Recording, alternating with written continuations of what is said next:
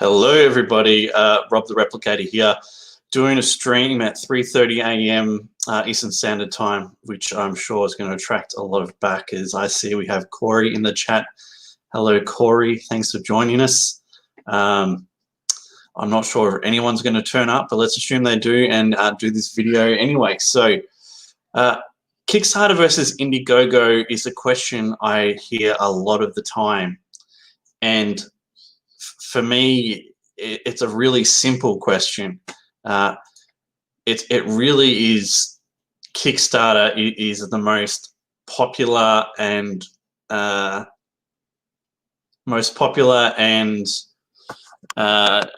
viewed of the two platforms. So if you're going to choose one as a new creator, definitely go for the Kickstarter. This is where it gets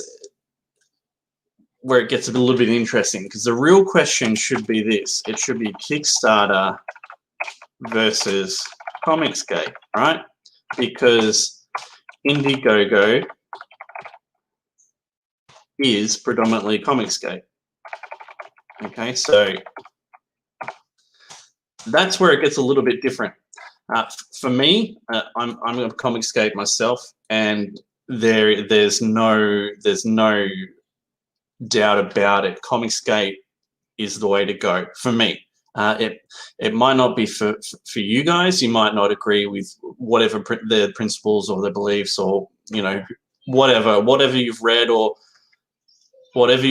anything in between. It might not be for you, but for me, Comicsgate is the definite way to go. Now, there's lots of reasons for it, but let's just have a look at the two. So you've got Kickstarter here. This was my second Kickstarter campaign. 326 backers and 7,500 Australian dollars. Okay, so that's probably about 5,000 or 6,000 US. Okay, and compared to my last campaign on Indiegogo, 27,831 US dollars, with 509 backers in total. So as you can see, it's night and day. Like, that's nearly $22,000 difference between the two platforms. Okay, so for me, it's definitely Comicsgate's the way to go. There's a lot of little different things. Like, Kickstarter is really digital heavy. You can see here, I've got 107 backers digital there, and 71 here, so nearly 180. So nearly half of the backers are digital backers, and that's not the same thing with Comicsgate. Comicsgate tend to be, fans of the printed version of comic books. Yes, Corey, I will say hello to the chat. I already did, but you weren't there. Hello, Greg. Thanks for joining us. Just recapping, guys, we're talking Kickstarter versus Indiegogo. What is the best platform? The best platform is Kickstarter for a new creator. It's bigger. It has more people using it. You'll get more people looking at your project. But that's not the real question. The real question should be Kickstarter versus Comicsgate, right? And the answer for me is Comicsgate, because if you put out a good book, you make connections, you build relationships with people, you treat your backers well, there's a much higher ceiling. People in Comicsgate tend to buy the actual book, not a digital version of the book. And they also tend to buy the like higher reward tiers. So I don't know if you can see these, because these are grayed out, but like, I've got an original print here. I want, I've got 64 here sold out of 150.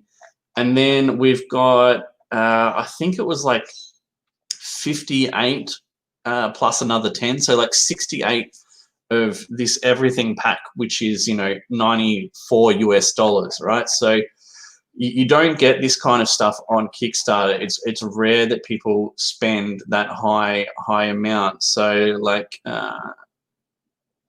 where is the same pack? So that everything pack on this one, I had 9 backers compared to 68 on Indiegogo. So yeah, it's definitely, for me, it's definitely Comicsgate. Like I talked about the numbers here, but it's like nearly 28,000 US dollars compared to, you know, 7,500 Australian dollars, which is probably 6,000 US. So nearly $22,000 difference. So that it's just night and day for me. I don't think I have Super Chat set up, Corey. As I said, I'm streaming at 3:30 a.m. Eastern Standard Time. Just wanted to do a quick video and have a look at a few things. So we'll get to Causal in a minute. A book I want to talk about. Corey, I'll set up the mods at another time. Yeah. So just with being Comicsgate, a lot of people think, oh, you know, you say you Comicsgate and then people just give you money. It's not how it works. Sure, saying that you're a part of Comicsgate is the first step, obviously, because, you know, people want to know that you believe in Comicsgate and that you support Comicsgate, all those little things. But you need to build relationships with people. There's lots of people in Comicsgate that are willing to help you, are willing to, you know, let you into some groups, share your stuff around, back your project. But you've got to build these relationships. You can't just rock up and expect to have a really successful book. It just doesn't work that way. You'll see that Clayton and I have been doing How to Draw Comics for probably 6 months. He obviously had it for a long time before that. But we started doing like a regular Comicsgate show and How to Draw Comics type show with different guests on. And that's just building relationships with people. And, you know, we've built relationships with people like John Malin and Dan Fraga and Arthur Bear and, you know, everyone in between. So you've got to build those relationships. And then, you know, doing stuff like that lets you have first campaigns like this, which is Causal, which is Corey and Clayton's first, you know, campaign in Comicsgate. And like, they've got 6 days left. They're at 289 backers and they've raised $17,214. And that's ridiculous, man. My very first campaign, which was on Kickstarter before I joined Comicsgate, I had 96 backers total. All right. And, you know, thanks to what we've been doing for the last 6 months on the How to Draw Comics channel, you know, Clayton's obviously built up a bit of a fan base as well. And, you know, the art itself is fantastic. But we've had help from everyone. We've had help from John Malin. We've had help from Dan Fraga. Like, the list goes on. But that's only because we've built these relationships. But anyway, yeah, Causal, fantastic looking book. This is drawn by Corey himself and colored, and Clayton is doing some edits on the pages, doing some color changes if need be. What I really like about it is this is my new favorite cover at the moment, this Canaan White cover that you can check out down here. That should be it there as it loads. That's a beauty. Absolute wonderful artist Canaan White is. You have this sensational black and white piece here by Clayton himself. And then we have Corey's cover, which is equally as good. I like it because it's different to the other ones.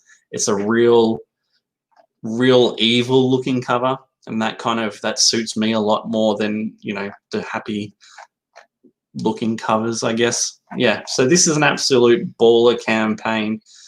Really proud of the guys. This is their first campaign, and like, no joke, to get these numbers on a first campaign is really difficult. And yeah, I think they've done an amazing job. So if you haven't picked a copy of it up yet, please do. Yeah,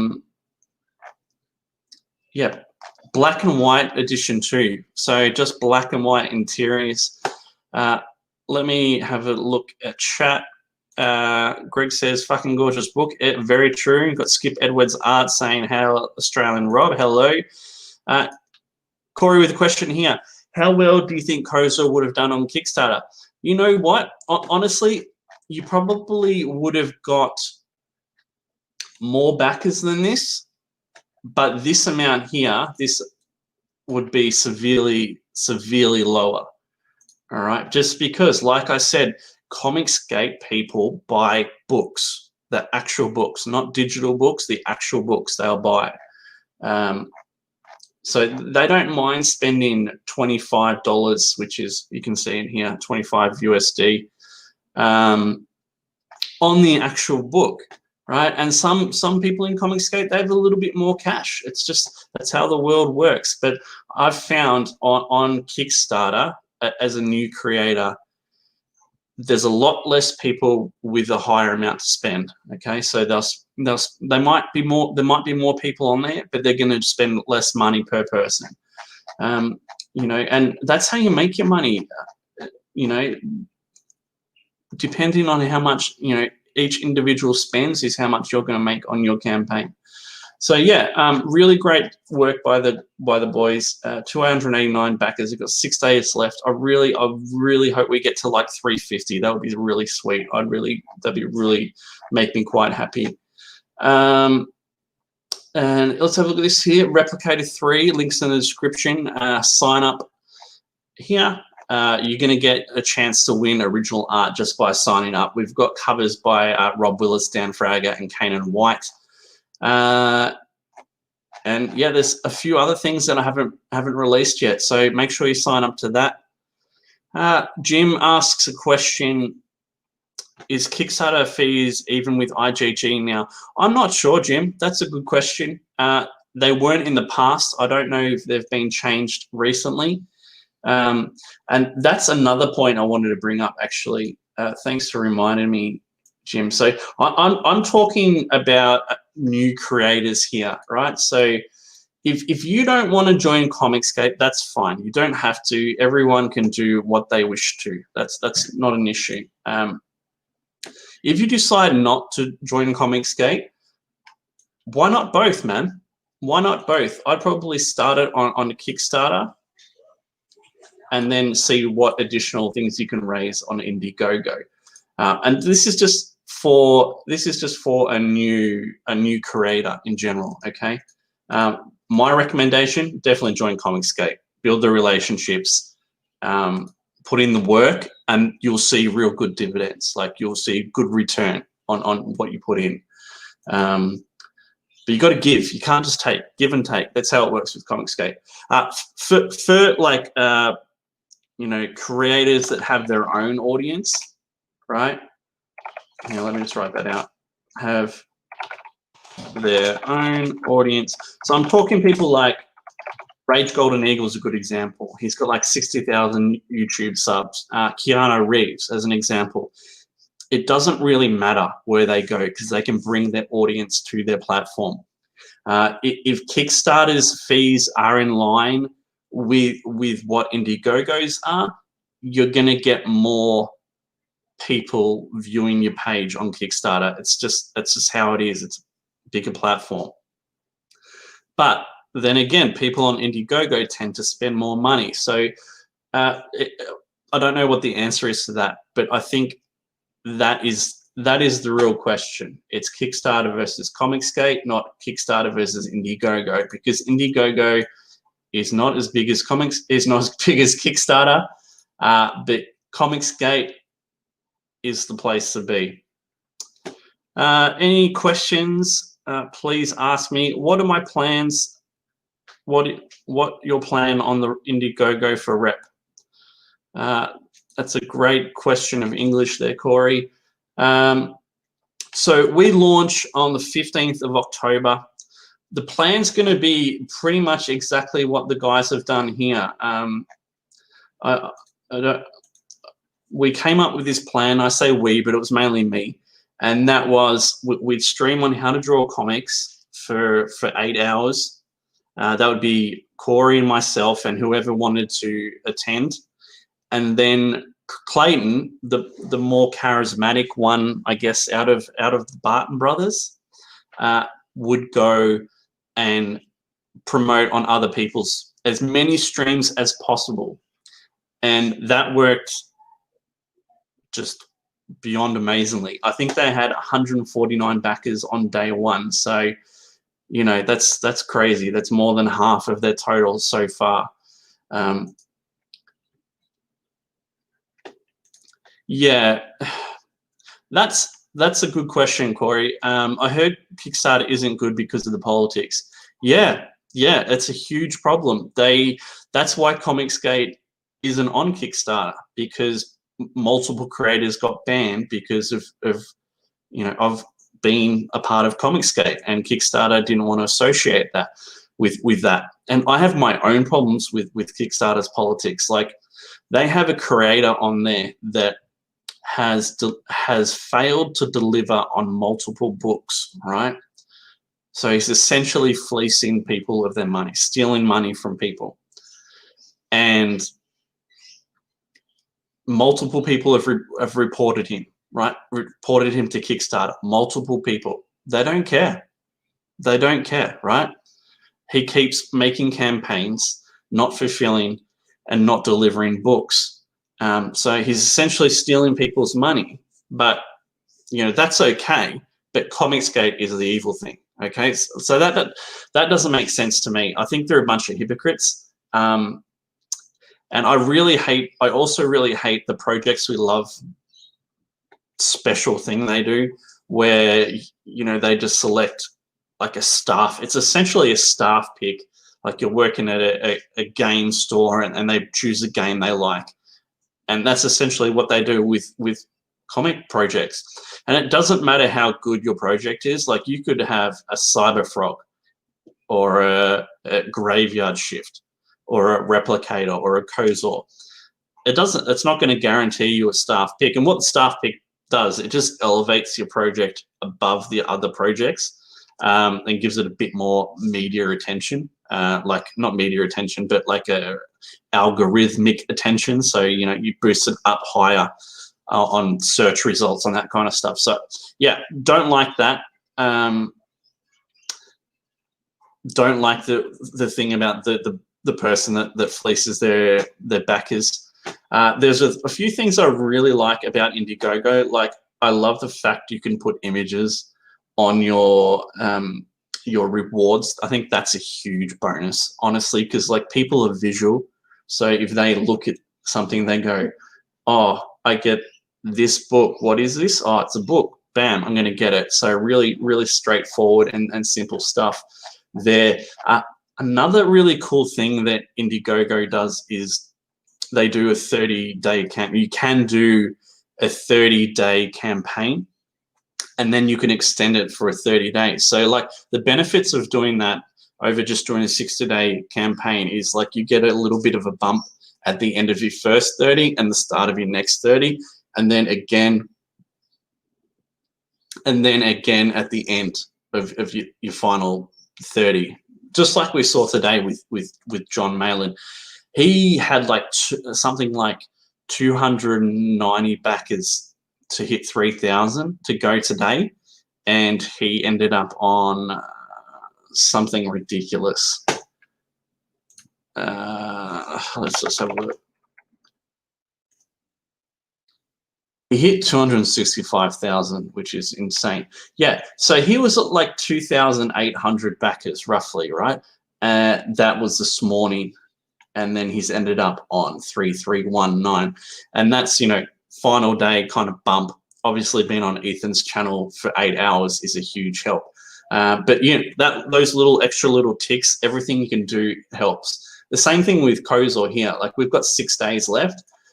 When that drops down to like the final 3 days, that's going to be another. People are going to start seeing the campaign again, and it'll start. The numbers will start creeping up. And obviously, doing the 230-day things is you can have like a stream at the end of the first 30 as well, and people think, you know, they know it's not a closing stream, but they know it's like the first 30 is closing, so they might jump on there, and then you can do another one at the end of the second 30, the 60 days, and that's another bump you'll get. Can you take a break in between the second 30-day campaigns? No, it's straight away. So as you approach the end of the campaign, there's a button you can press in. You want to extend the campaign for 30 days, which you do. You definitely do. Another great thing that Indiegogo does is they do an in-demand store. Now, you don't have to do it. John doesn't do it himself, but it's a different scenario with John, because John has a lot of backers, and he creates this, not illusion, but he creates this sense of urgency and a limited amount of comics and time that you can get graveyard shipped, right? So he doesn't go into demand. You've got 60 days to get his book. You don't get it in the 60 days, so you don't get the book. But for everyone else, right, they can just keep going. So have a look at Replicator here, right? 312 backers we finished on. We've added nearly another 200 backers in demand. So what in demand is, it just essentially keeps the campaign open, but you're not actively pushing it heaps. So it's kind of more like a store. But yeah, I mean, that's huge. So that's made me another nearly $12,000, right, just by going in demand. So I mean, you don't have that option in Kickstarter unless they've added that on recently. So if they have, I apologize. But yeah, definitely think about doing, you know, in demand. Any other questions, please let me know. I do have something I can show you guys. I do want to show it. I'm going to bring it up here. Let me just make sure it's the top quality version.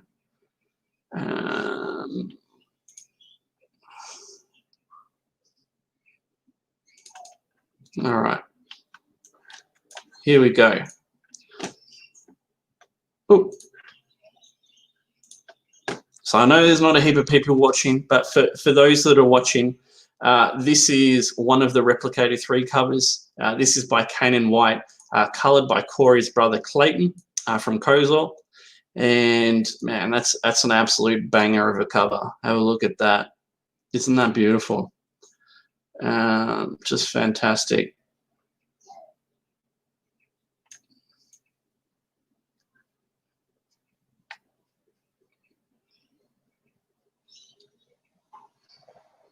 Absolute magnificent stuff by both Kane and Clayton. Now let's zoom in on that there. I love this shine he's got. This isn't metal, but he's given it an effect that makes it kind of look like a non-metallic metal, which is just great. Yeah, so link is in the description for that one. Make sure you do sign up. Honestly, I'm doing everything I can to make sure the sign-up bonuses are going to be worth it. So yeah, like I said, a chance to win original art. If we hit more than 500 signups, we'll do another piece of original art. So it's like a 2 in 501 chance of winning, you know, original art, which is really good. And if we hit 750, we'll do another one. So it'd be like 3 in 751 chance, which is really great. Hello, Chris Oak. G'day. Nice to have you here. We're doing a stream at 3:30 a.m. Eastern Standard Time. Best time to stream for America, which is not true. But yeah, this cover is fantastic. Let's do some questions. Corey, yes, as far as I know, it stays open until you decide to close it. Most people will keep it open until they're ready to send it out. So you guys have a rough date of March. You probably keep it open till just before that time, you know, and get as much as many backers as you can in that time. Like, I could look at heaps of campaigns, like Carlo Rowe, his Deathsworn campaign. He had not a heap of backers either, and I think he is up to about 800, maybe more now. So in campaign, in demand is definitely worth doing. Really is. I would recommend it for everyone starting out, for sure. Let's say I was ready to launch. How would I go about getting on streams? You just got to ask people, man. Obviously, interacting with people on Twitter, which is where Comicsgate is a a big deal.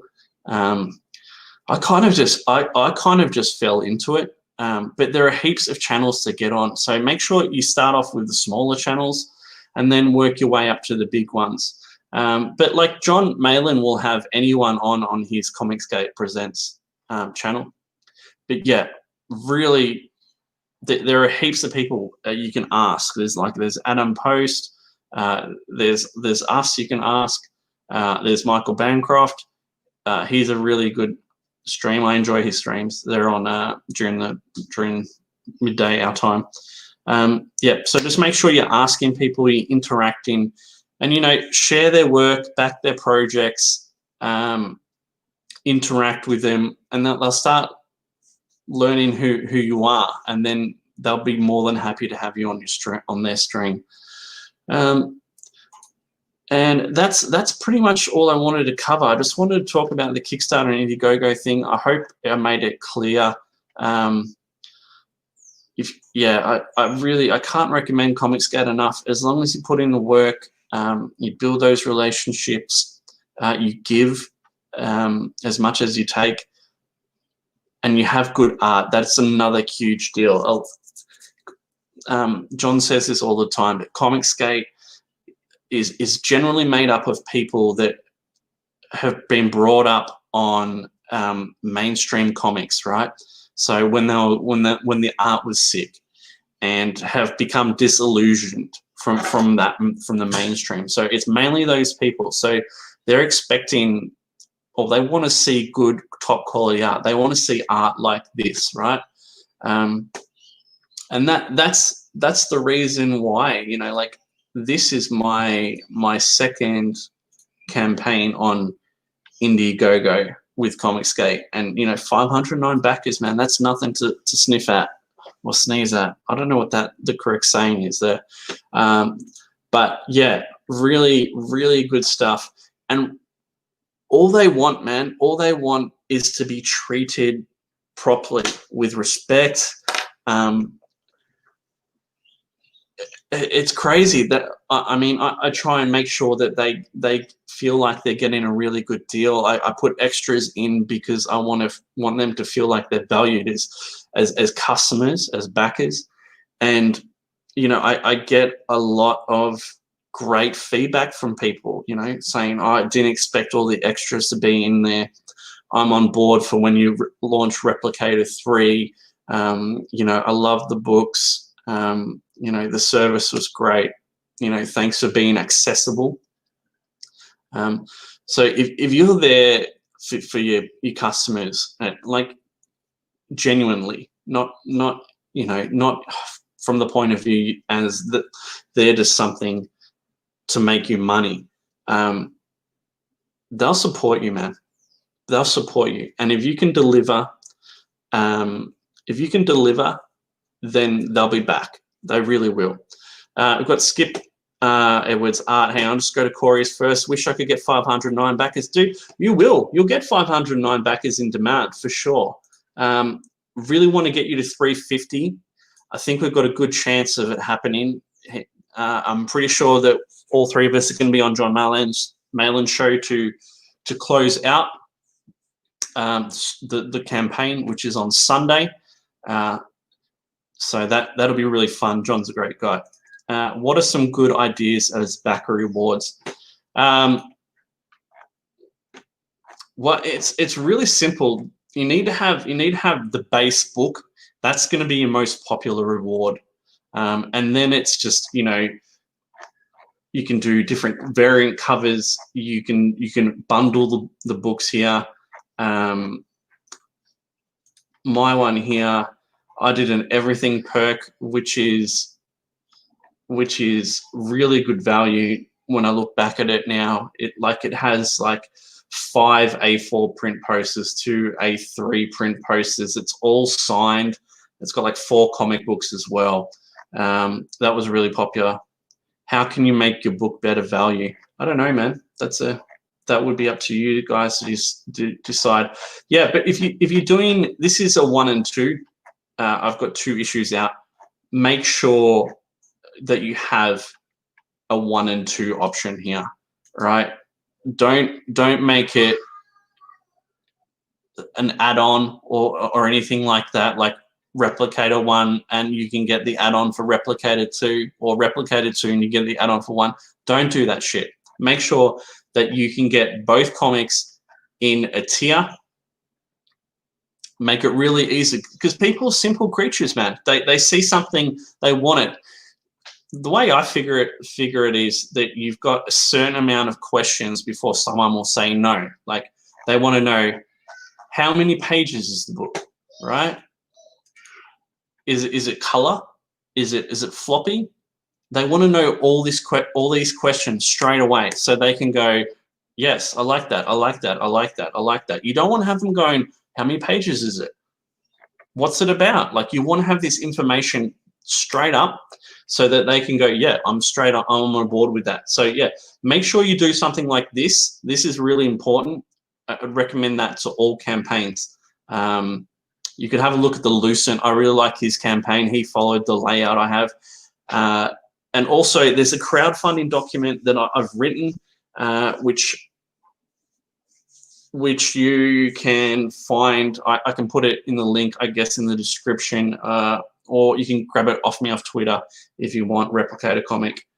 Yeah, so Skip, just touching back on that one, you want to have a variation on prices, okay? So you want to have low, medium, high, and high, okay? Because you got to understand that everyone in the world has different amounts of money. You know, we've all been poor at some stage.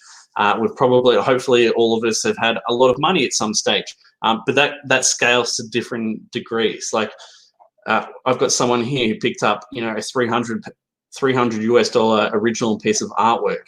I had, you know, 68 people spend $100. So just make sure you have a variation in prices and rewards.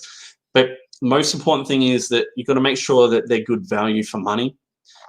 You can't just, you know, make something crap and put a big price on it, because people won't buy it. It's just, you know, they're not stupid. Corey says, what have you learned not to do since the first campaign? Gee, that's a tough one, Corey. Man, that's so hard. That's a really tough question.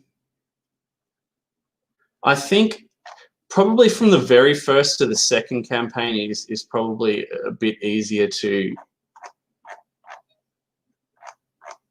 say. The most important thing is to have your best art up front. So like here we've got you generally start with the cover because it's your best art. This has changed because, you know, the campaign is ended here, but put your best art pages on the campaign. It doesn't really matter if they're sequential. I mean, it does a little bit, but just make sure you have the best art available. And people will back or not back based on the quality of the art straight away. So that would be the most important thing. Make sure you've got a good video. There's lots of things I could bring up, Corey, but that's probably a different video. Skip Edwards, for a good momentum bump and adding a variant cover, would you start with a variant for the first week only like Camel Moon did, or wait till a lull in the campaign? That's a really tough one. The way it works is you'll have a big first day, a decent second day, and a pretty good, okay, third day, and then it just starts dropping off. It's just how the way how the way it works, and that picks up right at the end too. So the theory is that you want to try and delay that lull period for as long as you can. So maybe you could release something in the first week or the first 3 days. But anything you can do to build up the campaign at any time is good. I wouldn't recommend going over 3 variant covers. I'd probably recommend starting with 2, and then maybe adding a 3rd on, you know, maybe even in the last couple of days. I think Eric Weathers did that, and I think that's a good way to go. I think the boys did that too. They added the Canaan White cover, which should have more backers, man. It's an absolute banger. 11 backers there. It deserves more. And fulfillment is a monster. You don't know what you're getting yourself into until you do it. Yeah, ages, months it took me and my wife. We've got a 3-year-old, and it is, what I would recommend is I would hire some cheap labor, be it friends or family, and try and knock it out in a week or 2. We had pretty much everything that could go wrong with fulfillment happen. We had 1,200 books. I think 800 or 600 of them were damaged. We had COVID. We had a problem with Australia Post. We had everything under the sun went wrong. We still delivered, but it took time. So that would be my biggest recommendation. 1, get Gemini mailers if you're in America, for sure. Don't bother with anything else because it's just so much easier. And hire cheap labor, friends, family, and just make sure you've got everything laid out. Like, you know, you've got you know how much you need of this, and you have enough in stock. You don't want to keep going back and forth. Yeah, definitely. They were talking about this on Ethan's stream. I would only do a fulfillment company if I was the thousands of backers numbers. I think anything under like 2,000, I'd do it myself. But you'd need to hire help. Honestly, you'd need to hire people because that's going to take time, serious time by yourself. Got Greg asking, Corey, are you available for commission work? I'm sure he would be, Greg, if you asked him. How do you get hired to do a variant cover on Replicator? Asked Corey. I don't know. Just luck, I guess. I'm going to wrap it up there, guys. Thanks for joining me. I appreciate it. I didn't expect this many people to jump in at this time of day. So thank you all again. Make sure you sign up to Replicator 3. Check out Causal if you haven't backed. Honestly, give it a back. It's a great looking book, and they're great. They're great people too, right? They're really good guys. And that is pretty much all. Congratulations to John again. $265,000 USD. I got to work on this book, which is really humbling as well. I'm writing a story called Nightwalker. Well, I've written it, and it's getting drawn up as we speak now. So it's cool. I counted out how many people are actually working on this, like artists and writers, and I think it's more than 15 people. So, you know, big props to John for actually going out and hiring all these people, because, you know, it helps grow the community and helps people get money and get work. So yeah, fantastic. Any questions, guys, feel free to hit me up on Twitter or anything in between. And thanks. See you guys later. Bye.